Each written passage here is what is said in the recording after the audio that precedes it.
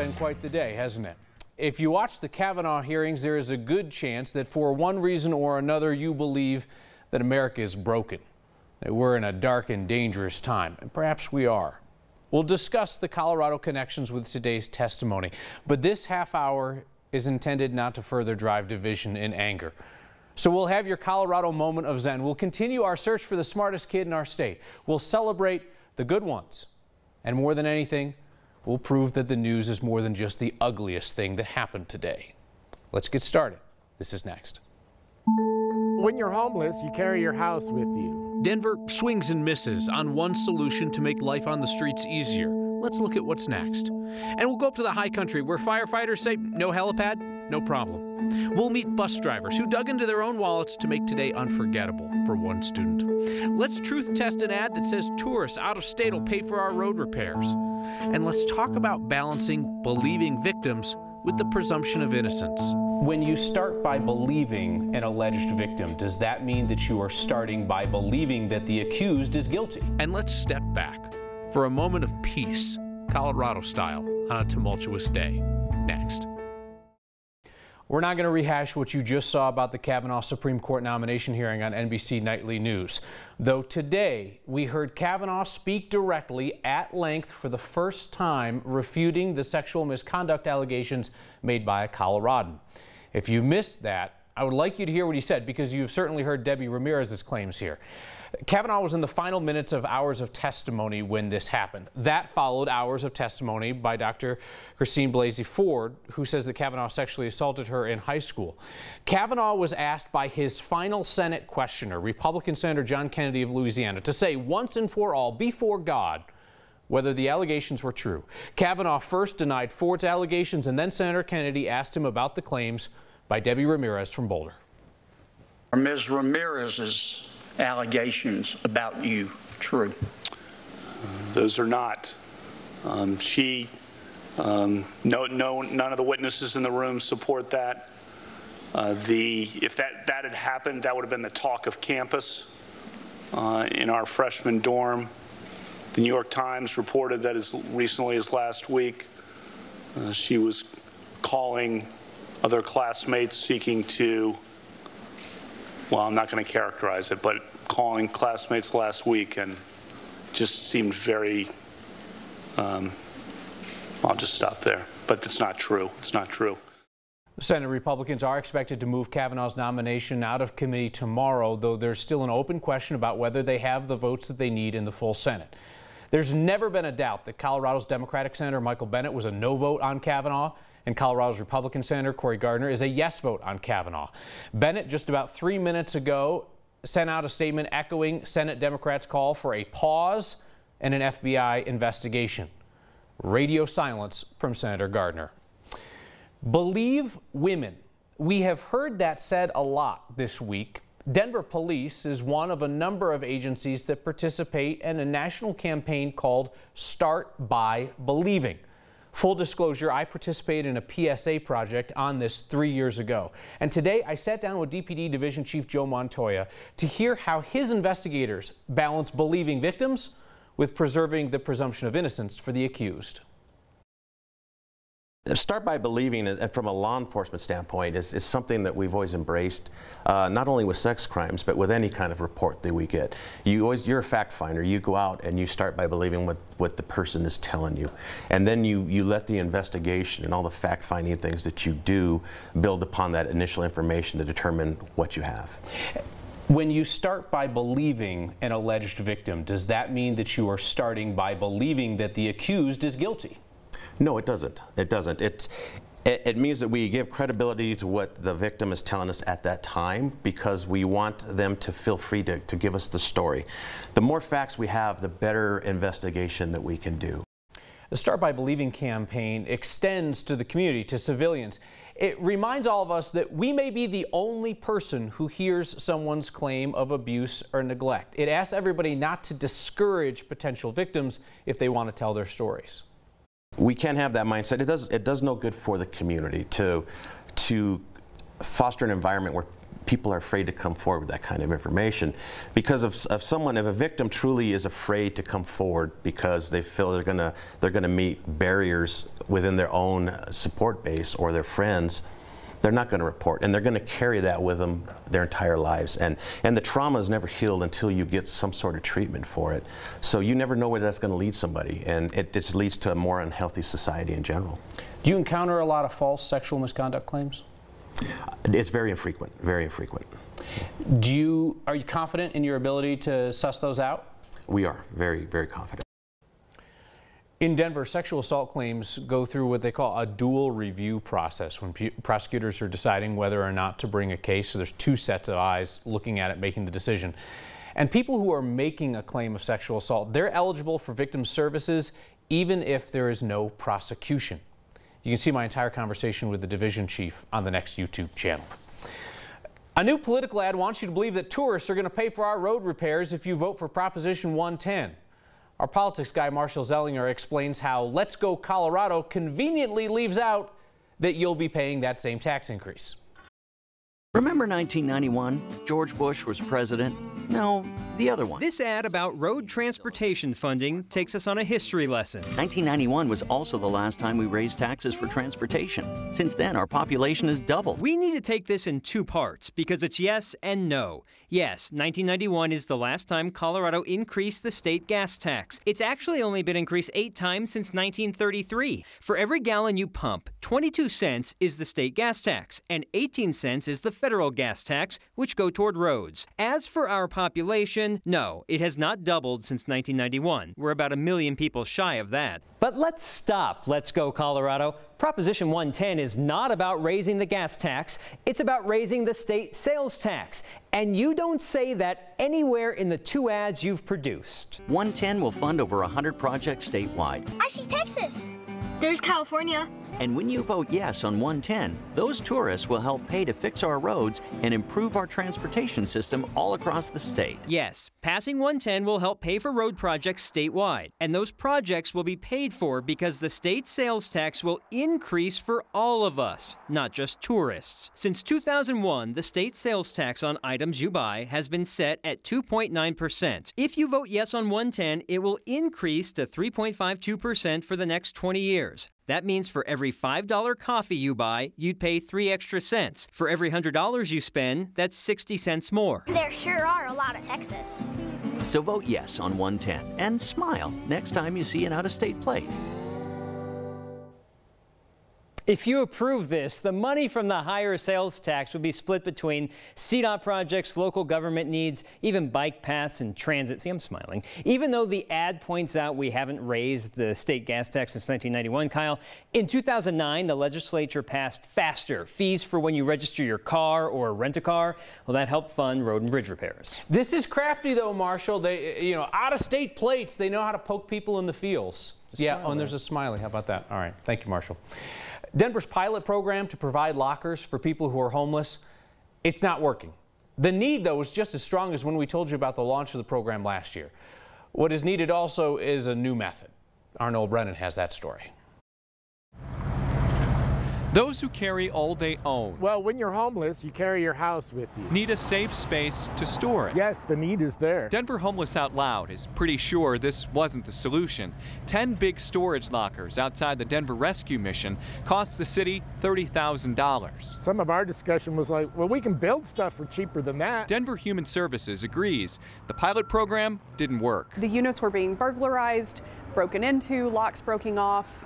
Some folks were not keeping them locked, which was a condition of the user agreement. The biggest concern for us was really that someone was going to get inside of this unit, sleep, and maybe pass away. The city pulled the program as work continues on different sized solutions. The city spent several $1,000s on their locker solutions, and ours cost $80. Sexy Pizza worked with Denver Homeless Out Loud to put in 4 gym-sized lockers outside the restaurant in Cap Hill. And they need a place to store their belongings. They need a a place so that they don't take the shame and the stigma of being homeless with them into the workplace by having their survival gear with them. Sexy Pizza's Cavanaugh, who's also running for mayor, talks politics as well as pizza now. But 10 years ago, he could have used one of those lockers. I slept in a tent in the backyard of a house for 3 months, in my truck for another month, and on a buddy's floor in Cap Hill for another 4 or 5 months. A story familiar to those on the streets who still need a place for all their stuff.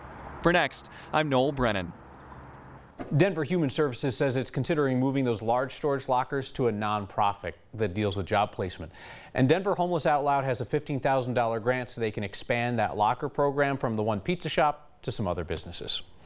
The most Colorado thing we saw today is the improvisational effort of aerial firefighters up near McCoy. Clearly not their first rodeo, though we're not sure if it's the first time the rodeo ring has been used as their helipad.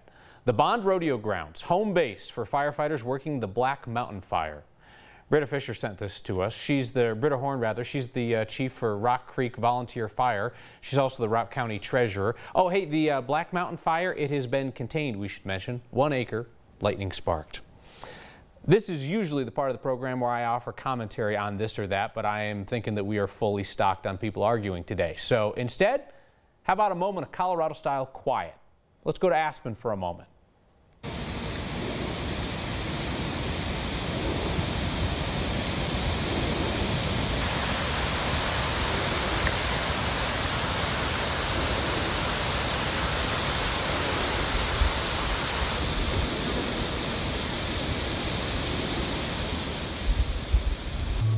Oh, I feel like we could do that every day, couldn't we?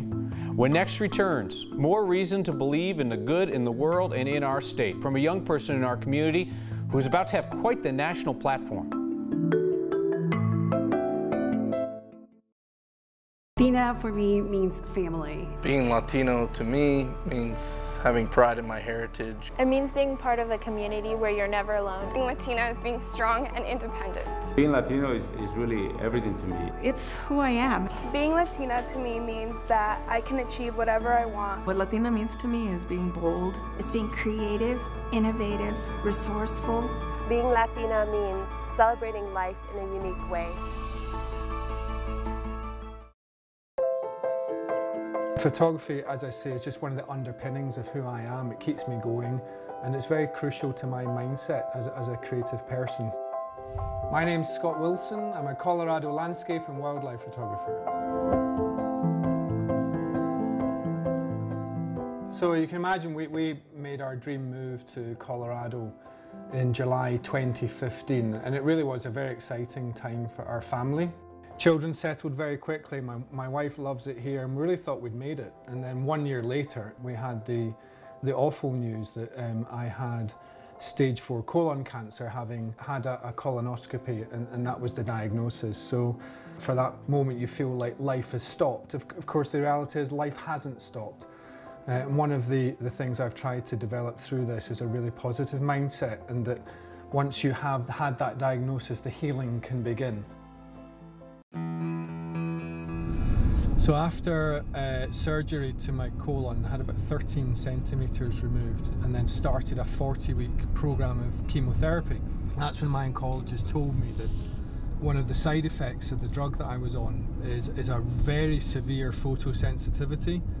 So basically I had to avoid sunlight while I was going through chemotherapy. And it was like being punched twice. You know, you've got cancer, oh, and by the way, you can't shoot. And I thought, well, that's not how I want to live my life. So I just looked for different ways to shoot. And then over the course of a year, I found I'd built a portfolio, and I talked to a really good friend about, I've got this idea.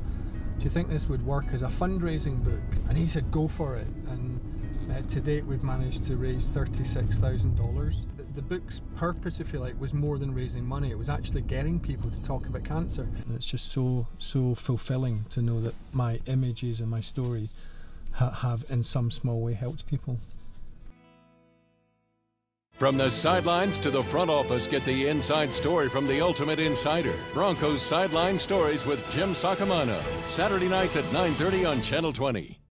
Welcome back. Another beautiful fall day. It doesn't look like there's a storm coming. It's coming overnight, though. It's a cool front that will take temperatures down about 15 to 20 degrees over the numbers that we saw today. Almost 80 in downtown Denver, and some areas tomorrow will be in the 50s. This is the leading edge of the front, and there are some winter weather and travel advisories. There's some cold air with it, but by the time that system gets here, well, we're going to lose a lot of strength and energy. But the leading edge of the clouds already pushing into Colorado, and there's the chance for a few showers late tonight and early tomorrow. A little bit of fog and drizzle, a lot of the energy heading into the low pressure system in the Midwest, but it'll be quite a change from the weather that we saw today. It's just a one-day change.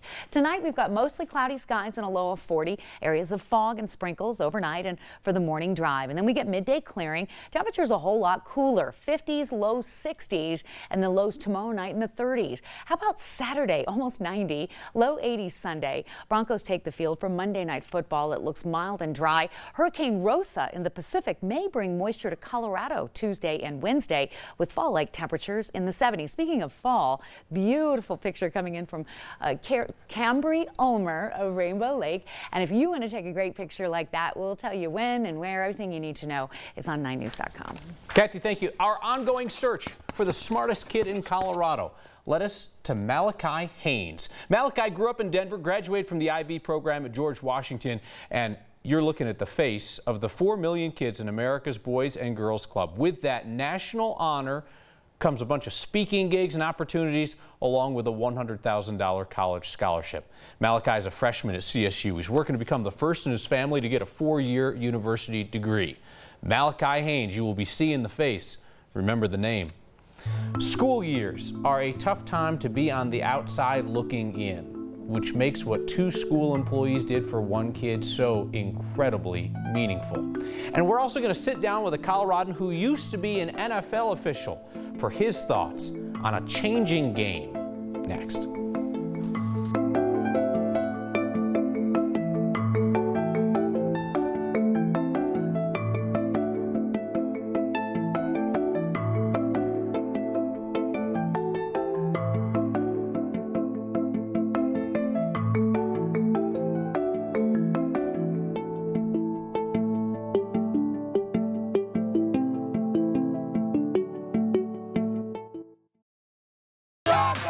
We bring the thunder. Bronco fans are the best. This is Bronco country. Got the best fans. Broncos fans will always stay loyal. Denver till we die. Broncos, Chiefs, Monday on Channel 20. How you doing, sweetheart? If anyone knows, there she goes, the difference between work and duty. I know you're asking for it. Gene Jiggets has known ever since he met his wife, Mary. Mary is a keeper. He kept her through a life of secrets. In 1951, Jiggets was assigned to an elite group of 28 men working on something they called the hydrogen bomb. And now that his work is done, it is time for his duty, assisting his 93-year-old wife in entering into dementia, fighting a disease that's taking her mind. I said, one thing that I will pledge that I will never do as long as I'm able to assist. I will never put you in a home. Because she is home.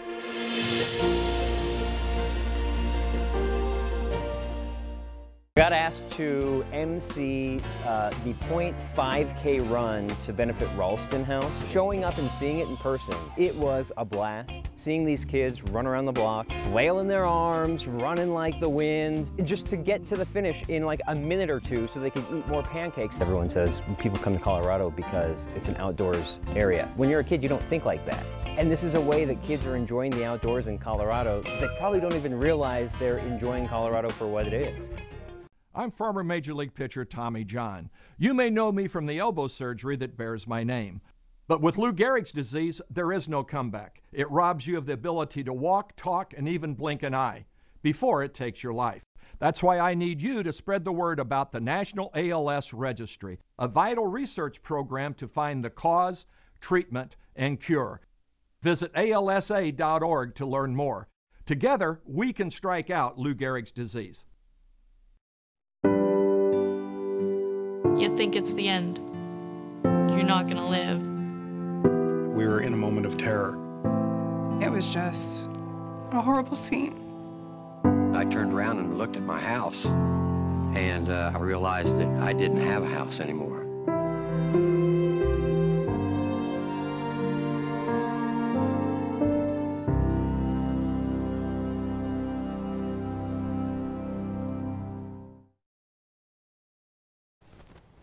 The usual newscasts, they tend to be full of public servants who've gotten in trouble for this or for that, and you might just be deceived into thinking that that's the bulk of them. Of course, it is not, which is why we enjoy reminding you here that most public servants just work every day, don't make headlines. They are, as we say, the good ones, and they're almost all good ones.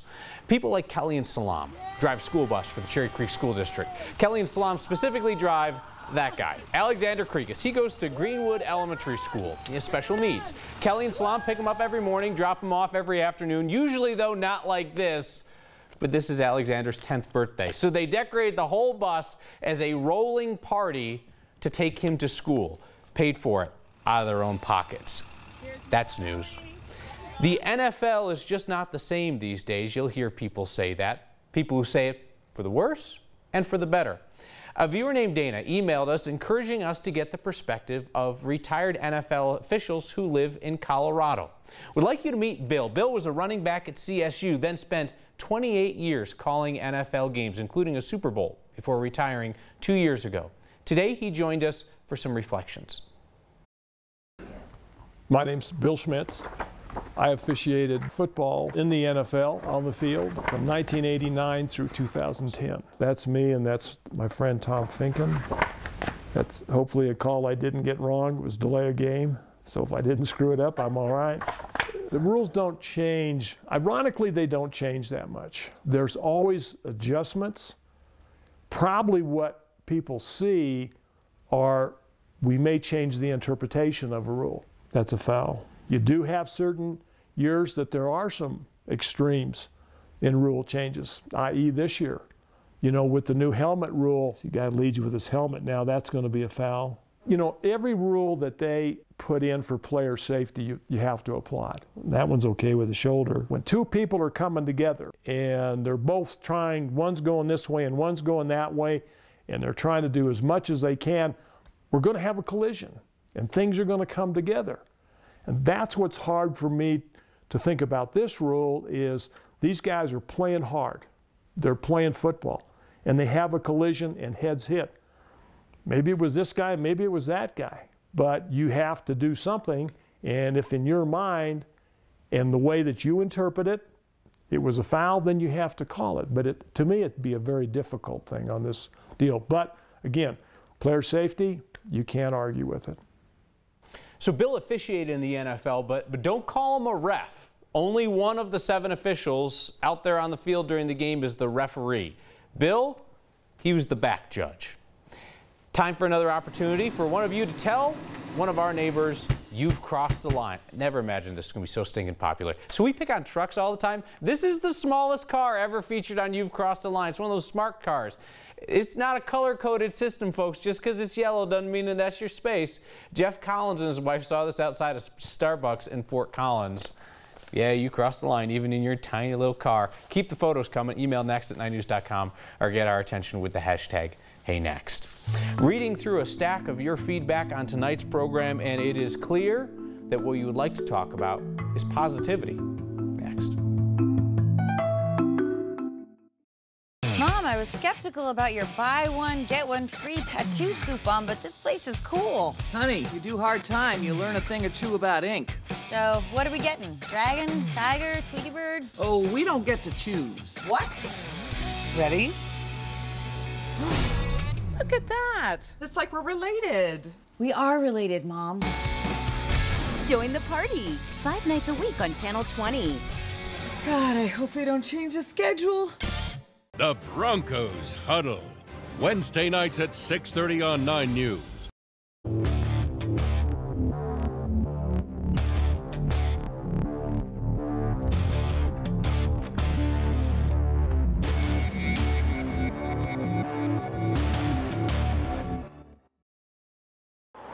In Jewish they say the schlepping.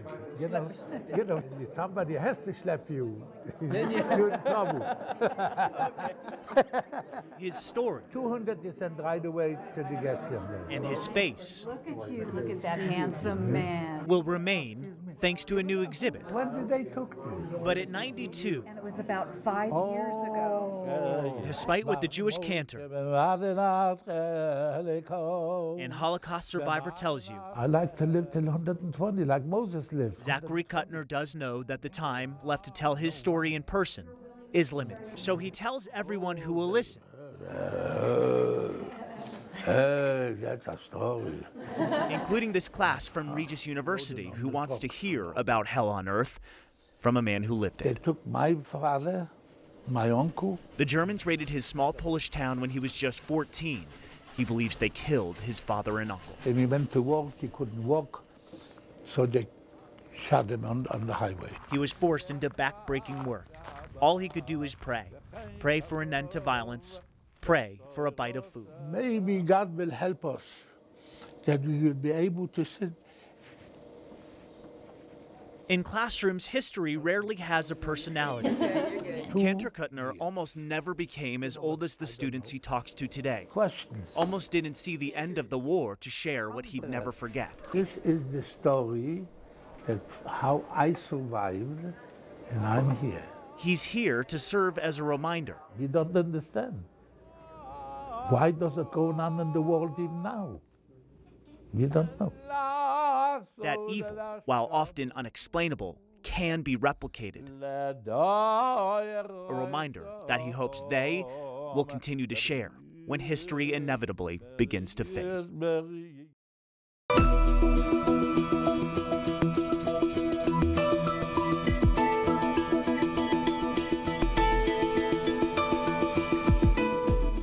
Your feedback tonight focuses on our decision to only highlight a portion of the Kavanaugh hearings, the portion that was new and about the accusation from Colorado. Toby's mad. Gonna report on what Lindsay said during the hearing today? Not on your agenda. Just like the committee, you're a joke. All right, you're done, Toby. We're taking a different approach today. Carlene appreciated, said thanks for being a voice of stability, sincerity, and sanity today. That also includes alliteration, which are also things that I like, Carlene. Stephanie appreciated that this was a program that she could watch with her 7-year-old, who had some very hard questions tonight. Michelle says, get yourself a news station that gives you a break from the normal by playing a serene video of changing aspens. The beautiful work of our photojournalist, Mike Grady, for which we're appreciative.